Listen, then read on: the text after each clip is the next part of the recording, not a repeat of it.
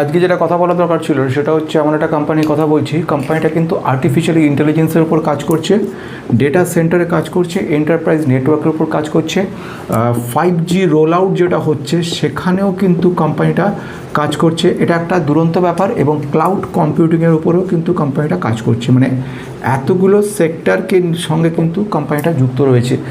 আর সেই কোম্পানি একটা সময় আমাদের রিটার্ন 5 বছরের মধ্যে আফটার কারেকশন হয়েছে প্রায় 300%-এর উপর রিটার্ন দিয়েছিল 5 বছরে। অথচ গত 1 বছরের রিটার্ন কিন্তু আমরা দেখছি -12%-এর মতো। এখন প্রশ্ন আসছে কোম্পানির নাম কি ফার্স্ট ঘটনা, তার থেকে বড় প্রশ্ন আসছে কোম্পানিটার একটা দুর্দান্ত বিজনেস নজরে আসছে যেটা ভবিষ্যতে ভালো করতে পারে। কেন ভালো করতে পারে? কারণ এই যে সেক্টরগুলোতে কোম্পানিটা কিন্তু পুরোপুরিভাবে কাজ করছে।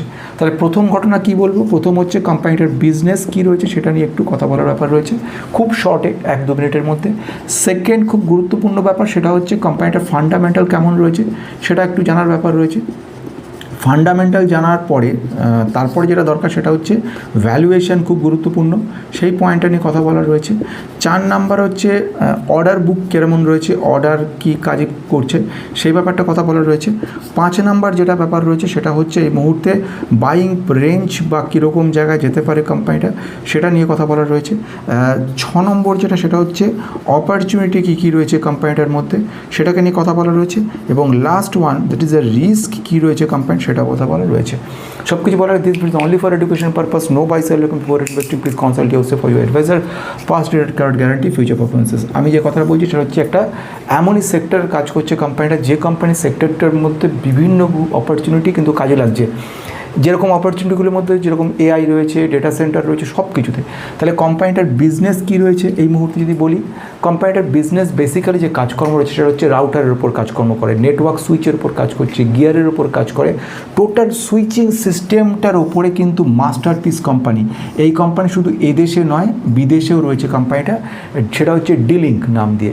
ইন্ডিয়াতে ডিলিঙ্ক ইন্ডিয়া বলে কোম্পানিটার নাম। এই ডিলিঙ্ককে নিয়ে অনেকে জিজ্ঞেস করেছিল, তার জন্য কিন্তু গোটা ভিডিওটা করা। এখানে যে কথাগুলো বলার, প্রথম ঘটনার দিকে যাবো। কোম্পানিটার বিজনেস যেটা বললাম, রাউটার সুইচিংয়ের উপর কাজ করে কোম্পানিটা। এটা হচ্ছে ডেটা সেন্টারের মধ্যে যে সমস্ত নেটওয়ার্কিং সিস্টেমগুলো রয়েছে, সার্ভার রিলেটেড কাজকর্মগুলো রয়েছে, সমস্ত কিছুর সঙ্গে কিন্তু কোম্পানিটা যুক্ত রয়েছে। তাহলে এবারে প্রশ্ন আসছে, এই যে কোম্পানিটার কথা আমি বলছি, যে কোম্পানিটা আমাদের 5G রোল আউটে কাজে লেগেছে এবং এন্টারপ্রাইজ নেটওয়ার্কিংয়ের উপর কাজ করছে, সুইচিং গিয়ারের উপর কাজ করা কোম্পানির ফান্ডামেন্টালটা কেমন বলে মনে হয়? কোম্পানিটা কিন্তু স্মল ক্যাপ কোম্পানি, মোটামুটি 2000 কোটির কোম্পানির মধ্যে এই মুহূর্তে যদি ফান্ডামেন্টালের মধ্যে দেখিনি, এটা হচ্ছে ফান্ডামেন্টালের মধ্যে, তাহলে 2000 কোটি মার্কেট ক্যাপের এই কোম্পানিটা একটা fundamentally very strong company. Return on equity, return on capital employed যদি দেখি, রিটার্ন অন ক্যাপিটাল এমপ্লয়েড 28.3 দেখতে পাচ্ছি, রিটার্ন অন ইকুইটি 21.3। প্রশ্ন আসছে যে আমরা কি করে বুঝবো কোনো একটা পার্টিকুলার কোম্পানি ফান্ডামেন্টালি স্ট্রং কি স্ট্রং নয়? তার জন্য বেশ কিছু প্যারামিটার রয়েছে। ফান্ডামেন্টাল জানতে হবে, টেকনিক্যাল জানতে হবে। ভেরি ইজিলি এই ফান্ডামেন্টাল টেকনিক্যাল জানার জন্য আমার কিছু ভিডিও রয়েছে, যে ভিডিওগুলো আমি পেন ড্রাইভের মাধ্যমে দিয়ে থাকি। এখন এই পেন ড্রাইভ নিয়ে কথা বলতে গেলে তন্ময়ের কথা বলি। তন্ময়, তোমার পেমেন্ট পেয়ে গেছি আমি, তুমি 1600 টাকা পেমেন্ট করেছো আমাকে পেন ড্রাইভের জন্য। 2 সপ্তাহের মধ্যে পেন ড্রাইভটা তোমার কাছে পৌঁছে যাবে। পেন ড্রাইভের মধ্যে টেকনিক্যাল ফান্ডামেন্টাল সমস্ত কিছু, যারা নতুন মার্কেটে এসছে কিংবা এই চিন্তাভাবনা করছো যে মার্কেটে কীভাবে এগোবো, বিভিন্ন রকম ফাঁদ পাতা রয়েছে, কোনটা ভালো কোনটা খারাপ, কোন স্টকটা স্ট্রং রয়েছে, একদম লুসিড ম্যানারে ইজিলি অতি সাধারণদের জন্য হাতে ধরে শেখানো হয়েছে সবগুলো।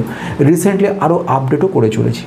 এবার আসছি ফান্ডামেন্টালটার দিকে যাবো। Return on equity, return capital employed দুটোই কিন্তু দুর্দান্ত জায়গায় রয়েছে। রিটার্ন অন ক্যাপিটাল এমপ্লয়েড যেরকম 21 বলেছি, 28 বলেছি, এবং 21 হচ্ছে return on equity.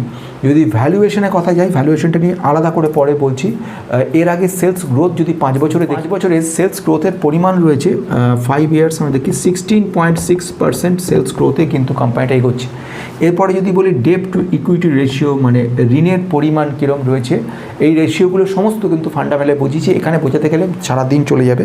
Date to equity ratio রয়েছে 0.03, দ্যাট মিনস বেটার। আমি যদি বলি price two earning growth ratio কি, পিজি এই মুহূর্তে দেখতে পাচ্ছি আমরা 2.PEG দেখছি 2.54, কিন্তু যদি বলি এই পিজি বলতে কী বোঝায়, প্রাইস টু আর্নিং গ্রোথ ব্যাপারটা কি, সেটাও কিন্তু মেম্বারশিপ দেখতে পারো, অথবা পেন ড্রাইভ নিতে পারো। যে কোনো ক্ষেত্রে মেম্বারশিপের সঙ্গে পেন ড্রাইভের যে পার্থক্যটা মেনলি হচ্ছে মেম্বারশিপ কন্টিনিউয়াসলি প্রতি মান্থে একটা অ্যামাউন্ট কেটে যাবে, আর পেন ড্রাইভ ওয়ান টাইম, যেটা তুমি সারা জীবন ভরে যখন খুশি দেখতে পারো এবং যেটা থেকে তুমি একটা ভালো ব্যাপার সম্পর্কে রিটার্ন পেতে পারো, এবং তোমার অফ টাইম যখন অনলাইনে থাকছে না, তুমি অফলাইনে বসেও ল্যাপটপ কিংবা নিজের মোবাইলে বসে তুমি দেখতে পারো।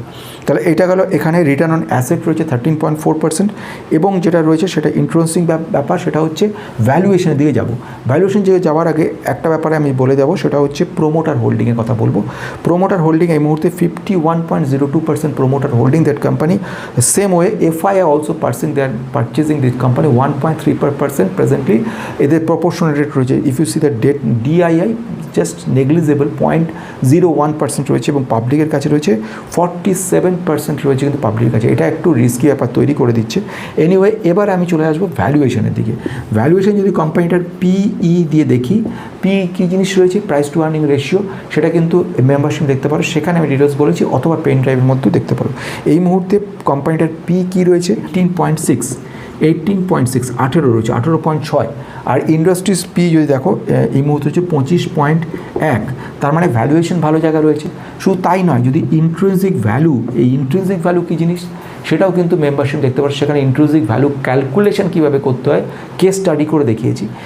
এই মুহূর্তে ইন্ট্রিনসিক ভ্যালু হচ্ছে 532, আর কোম্পানিটার কারেন্ট মার্কেট প্রাইস কত, কারেন্ট মার্কেট প্রাইস হচ্ছে 546, তার মানে অন অ্যান অ্যাভারেজ কাছাকাছি রয়েছে, ইন্ট্রিনসিক ভ্যালু কাছে রয়েছে। এগুলো কিন্তু ভ্যালুয়েশনের জন্য খুব সুন্দর জায়গায় দেখায়। কিন্তু এটাই শুধু শেষ কথা না, এবার আসবো অর্ডার বুকের দিকে। দুর্দান্ত এই কোম্পানিটা যে সমস্ত জায়গায় কাজ করছে তার মধ্যে রয়েছে ডেটা সেন্টারের ব্যাপার। ডেটা সেন্টারের যে সুইচিংগুলো আছে সেইগুলোর সঙ্গে রিলেটেড কাজকর্ম করে, এন্টারপ্রাইজ নেটওয়ার্কিং সিস্টেমের উপর কোম্পানিটা কাজ করে। কোম্পানি অর্ডার বুক যদি বলি, এর যে বিরাট বড় একটা ডিস্ট্রিবিউশন চ্যানেল রয়েছে, এটা একটা পজিটিভ ব্যাপার রয়েছে।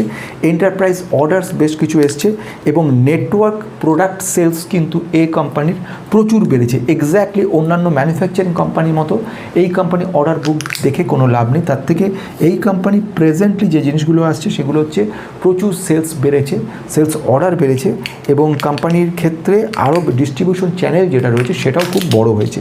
এইগুলো হয়ে গেল এর ক্ষেত্রে, অর্ডারের ক্ষেত্রে হিউজ লেভেল একটা অপরচুনিটি তৈরি হচ্ছে। এবার আসছি বাইং রেঞ্জ। বাইং রেঞ্জ নিয়ে অনেকে জিজ্ঞেস করে, no buy or sell recommendation, আমি জাস্ট শুধু একটা কারেকশনের কথা বলতে চলেছি। অ্যারাউন্ড এই মুহূর্ত থেকে 10 to 15% কারেকশন ইজ যথেষ্ট একটা হেলদি জায়গা তৈরি করবে আমাদেরকে।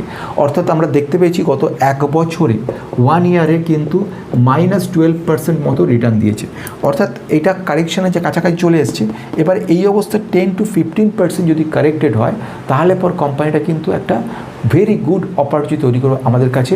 এটা SIPর জন্য রাখতে পারা যায়, মানে সিস্টেমেটিক ইনভেস্ট প্ল্যান হিসেবে একটা বড় সময় একটা অ্যাকুমুলেশন করলে ফিউচারে, যেহেতু এর ফিউচারটা দুর্দান্ত রয়েছে, সেই জন্য এন্টারপ্রাইজ লেভেলে প্রচুর কাজ হয়, সেই সব কাজের সঙ্গে এই কোম্পানি যুক্ত রয়েছে। বেশ, এবার আসছে কি, এবার আসবো আমাদের অপরচুনিটি কী কী রয়েছে। দুর্দান্ত পয়েন্ট। অপরচুনিটি যদি বলি, এই মুহূর্তে আর্টিফিশিয়াল ইন্টেলিজেন্স যেভাবে ইন্ডিয়াতে বাড়ছে, ডেটা সেন্টার যেভাবে একটা এক্সেপশনাল লেভেলে জাম্প করছে, বা এন্টারপ্রাইজ নেটওয়ার্ক আপগ্রেড হচ্ছে কীরকম, ওয়াইফাই 6/7, এছাড়া হচ্ছে smart city, 5G roll out, এবং গভর্নমেন্ট ডিজিটাল ইনফ্রাস্ট্রাকচার যেগুলো আসছে, সেই সমস্ত ক্ষেত্রে কিন্তু এই কোম্পানিটা একটা বড় অপরচুনিটি তৈরি করবে। ফলে ফিউচারে কোম্পানি কিন্তু একটা বড় second one opportunity company, small cap company, ফলে এই ধরনের কোম্পানিগুলো পোটেনশিয়াল গ্রোথ থাকে আনবিলিভেবল। সো সেই পয়েন্ট অফ ভিউতে that is a very good. সবচেয়ে বড় গুরুত্বপূর্ণ পয়েন্ট সেটা হচ্ছে রিস্ক। রিস্ক এই কোম্পানির যারা কম্পিটিটর রয়েছে তারা কিন্তু বড় লেভেল, যেরকম টিপি লিঙ্ক কিন্তু বিরাট বড় কম্পিটিটার। শুধু এই নয়, ওয়ে কোম্পানি, যেটা ওয়ে চায়নার কোম্পানি রয়েছে, বা সিসকো, নেটগিয়ার, এরা হচ্ছে বড় বড় কম্পিটিটার। সুতরাং সেটা পয়েন্ট অফ ভিউ থেকে এদের ক্ষেত্রে এটা একটা নেগেটিভ জায়গা তৈরি করছে। অর্থাৎ এখানে হাই লেভেলের একটা কম্পিটিশান কিন্তু থাকছে। নাম্বার 2, যেটা আরেকটা, কোম্পানিটা যেহেতু হার্ডওয়্যারের উপর কাজ করে, হার্ডওয়্যার কনফিগারেশন এরকম সুইচিংগুলো তৈরি করা বা এই ধরনের কাজগুলো নিয়ে রয়েছে, সেগুলো এই হার্ডওয়্যার লেভেলে মার্জিন কিন্তু খুব কম থাকে। ফলে মার্জিনটা কম থাকার জন্য প্রফিটটা কিন্তু খুব কম হয়। এটা কিন্তু একবার দেখবার বিষয় রয়েছে যে প্রফিটেবিলিটি কিন্তু এই কোম্পানির ক্ষেত্রে কিছুটা একটা কনস্ট্রেন্ট তৈরি করেছে। মোর over company small cap company, ফলে এই ধরনের কোম্পানির ক্ষেত্রে রিস্কটা বড় মাপের থাকে। তাহলে এখন ফাইনাল কথা যদি যাই, তাহলে এই কোম্পানি আমরা কি দেখতে পাচ্ছি তৈরি করছে, কারণ 1 নম্বর ভ্যালুয়েশন, 2 নম্বর স্মল ক্যাপ, 3 নাম্বার যে সমস্ত পজিটিভিটি সেগুলো রয়েছে।